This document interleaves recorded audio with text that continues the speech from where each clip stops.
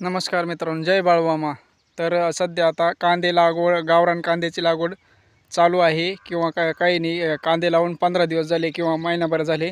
तर काय झालं आहे, जमिनीमध्ये बुरशी तयार झालेली आहे. बुरशी तयार होऊन काय होतं आहे, काही मूळकूज रोग होतो आहे आणि त्याला काय होतं आहे, कांदा असं सडलेला आहे बघा, असं सडलेलं आहे.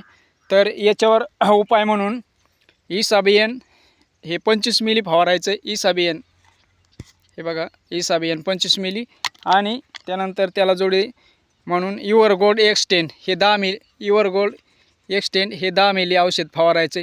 त्याने काय होणार आहे बघा, कांदा ह्या दोन सरीमध्ये किंवा दोन वाफ्यामध्ये असं खूप असं म्हणजे 10 ते 20% कांदा जळायला लागलेला होता. परंतु बघा आता कांदा असा पूर्ण टवटवीत झालेला आहे, हिरवा झालेला आहे.